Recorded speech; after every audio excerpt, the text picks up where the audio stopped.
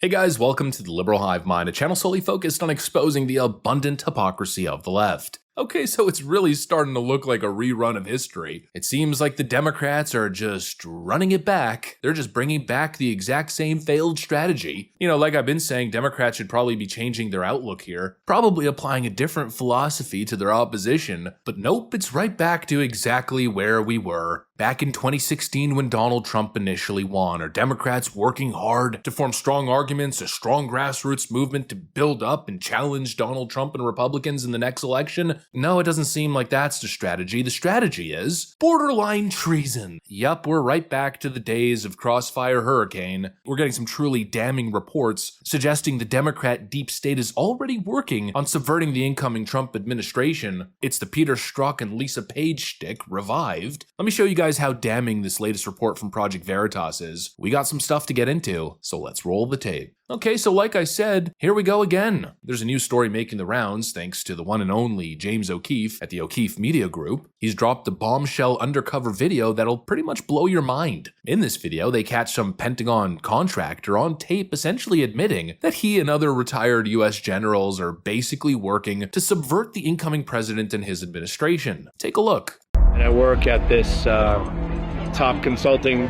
firm, and my client is the Pentagon. What's your overall assessment of Trump?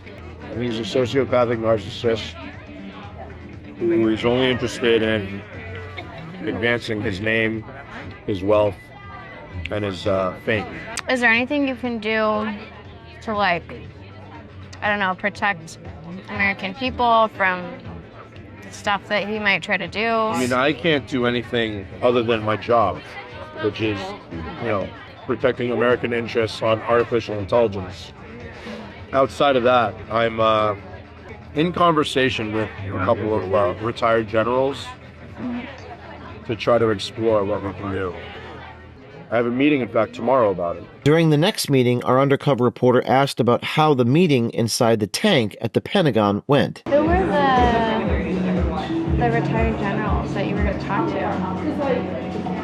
Well, there's many of them, but this Rear Admiral, I know there is a Major General in the Army, so those are the two that I talked to the most, but yeah, I talked to quite a few.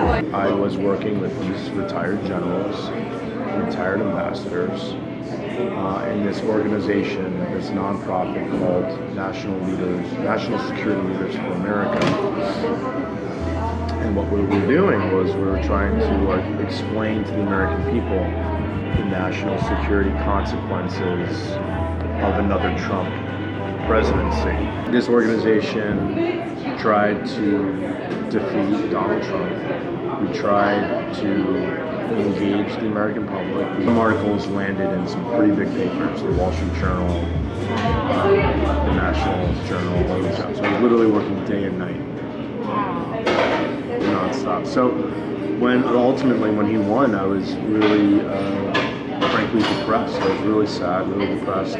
Not only in terms of the mission failure, but of course I was hoping to advance my career had she won. I mean, can you even believe this? Maybe that's a little bit of a dumb question in the current era that we live in, because obviously you can believe this. It's just par for the course. I mean, we have people embedded in government who seem to be openly talking about treasonous acts, and they seem to be doing it proudly. They seem to be thinking they're doing the country a service. But it's obvious what's going on, right? They're not doing the country a service. They're clearly working on behalf of someone else or some sort of ulterior motive. It's plain as day corruption. In other words, the left-wing deep state federal machine is in full movement. I mean, it's really a serious issue. Federal institutions have long been a breeding ground for left-wing ideology. And it's really no surprise why. I mean, just think about it. Washington, D.C., which is the center of the federal government, well, it's the most left-wing city, arguably, in the entire country. And so obviously this creates a little bit of a problem. There's a left-wing bias and a left-wing culture within these institutions. And I don't think it's just geographic. I don't think it's just cultural. I think also, if you're a cog in the federal government machine, well, then obviously your interest lies in protecting the machine itself, and the larger government grows, the bigger this problem becomes. More federal employees means more leftist culture embedded into the system, and more people who believe that their worldview is not just right, but righteous. And then essentially what do you get? You get activists and corrupt actors masquerading as bureaucrats. And that's exactly what we're seeing. People who think that they have the moral authority to work against the electoral will of the American people. It's the Peter Strzok playbook being played out in front of us again. I mean, we've seen this before. Peter Strzok, Lisa Page, the FBI officials who were caught texting about how they had an insurance policy in case Donald Trump won in 2016. Well, Peter Strzok wasn't just some rogue agent. He was emblematic of the broader problem. Corrupt, partisan, deep state bureaucrats running amok. And they've encouraged and created this culture of what appears to be borderline treason. And I think I'm being nice by saying borderline. And really, the true scale of it is what's so shocking, because it's not just a couple lone actors. And it's not just these top officials who are former special assistants to Hillary Clinton, special agents at the FBI, top Pentagon officials like you saw in that James O'Keefe video, or like Peter Strzok and Lisa Page. No, it's also just your average left-wing federal employee. I mean, this will really shock you. We got a poll here that's almost unbelievable. Federal employees plan to resist Trump administration from within. The question that was asked was this: if President-elect Donald Trump gave them a legal order which they thought was bad policy, nearly 2/3, 64% of federal government managers who voted for Vice President Kamala Harris would ignore the order and do what they thought was best, according to the new poll, and only 17% of career bureaucrats who voted for Kamala Harris would obey the lawful order by their legitimately elected boss. You know, I think this is what Donald Trump is referring to when he mentions the Washington swamp. The federal bureaucracy, in my view, has become a political weapon of the left, and I think it's high time to dismantle that. These government institutions need to be neutral, period. Because as it stands, we're dealing with a system where unelected officials think they're above the law, and Democrats have nurtured this culture for decades. They've embedded their ideology into every level of government, and now we're seeing the fruits of that labor. From Peter Strzok's insurance policy to now this latest James O'Keefe expose, it's clear that the left has attempted to rig the system in their favor. When unelected officials, people who are not elected, but rather people who are appointed by Democrats, when those people believe that they have the right to undermine the electoral will of the American people, we are no longer living in a free country. It simply cannot be allowed to stand. And honestly, I guess in the end, this is just further proof, more evidence, more reason as to why Kash Patel is so desperately needed. The left-wing federal class believes that their opinions, their interests, their voices should be put ahead and prioritized